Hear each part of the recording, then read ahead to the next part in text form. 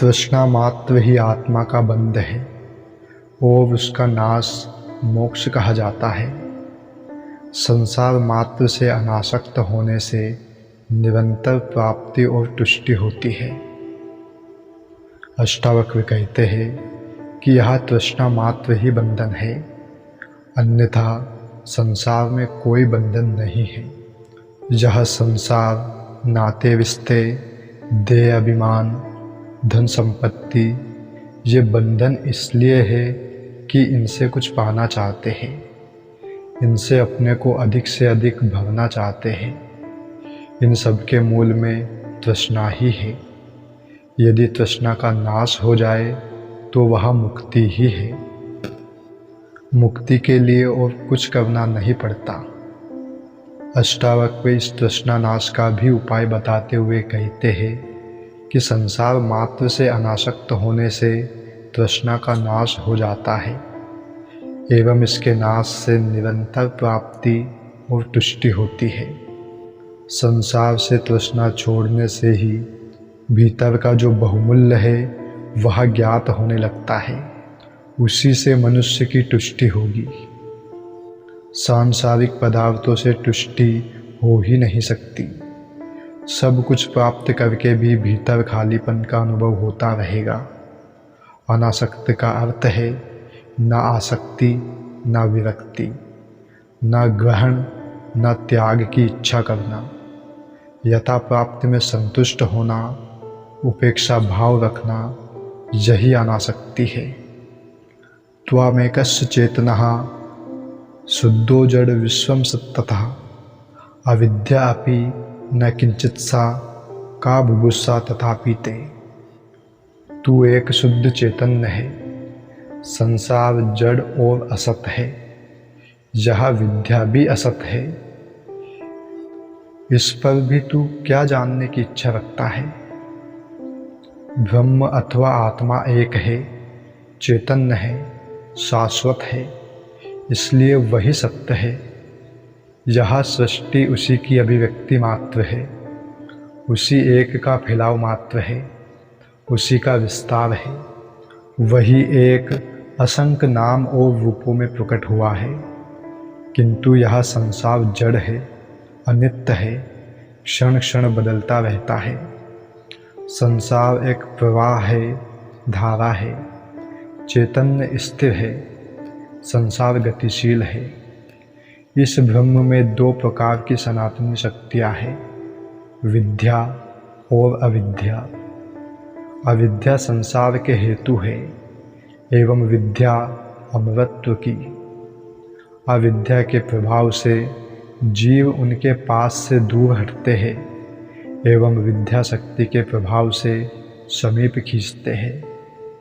इस अविद्या के प्रभाव से ही मानव का मलिन अंतःकरण बहुमुखी वासना द्वारा चलित होकर भोग के मार्ग पर प्रवृत्त होता है और बंधन दशा को प्राप्त होता है।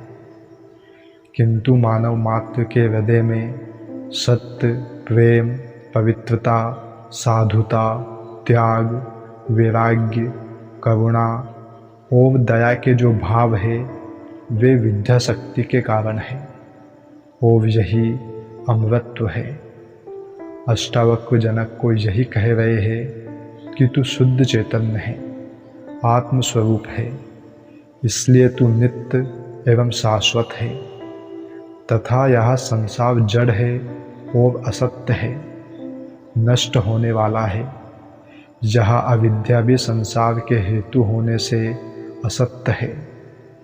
ऐसा जानकर भी तू इस असत्य से क्या जानने की इच्छा रखता है? अर्थात अब तेरे लिए जानने को कुछ शेष नहीं बचा है। तू पूर्ण ज्ञान को प्राप्त हो चुका है। मनुष्य पैदा होता है, बड़ा होता है, पढ़ता है, नौकरी करता है, धन कमाता है, घर बसाता है एवं इन सब में उसकी आसक्ति रहती है, क्योंकि इन्हें वह अपना समझता है। इनके साथ उसकी अनेक अपेक्षाएं जुड़ी रहती है, किंतु इस आसक्ति के होते हुए भी मृत्यु के समय सब छूट ही जाते हैं। इन्हें बचाने का कोई उपाय मनुष्य के पास नहीं है। फिर नए जन्म में यही सब कुछ करता है, किंतु अज्ञानवश वह जहाँ नहीं समझ पाता कि मेरी आसक्ति का त्याग ही ज्ञान है। अष्टावक्र जनक को यही उपदेश देते हैं कि तेरे अनेक जन्म हुए हैं। हर जन्म में तुझे राज्य, पुत्र, पुत्रियाँ, शरीर और सुख मिले हैं, किंतु वे सब तेरे आसक्त होते हुए भी नष्ट हुए हैं। ये तेरे कभी हुए नहीं हैं, इसलिए तेरी आसक्ति मिथ्या है।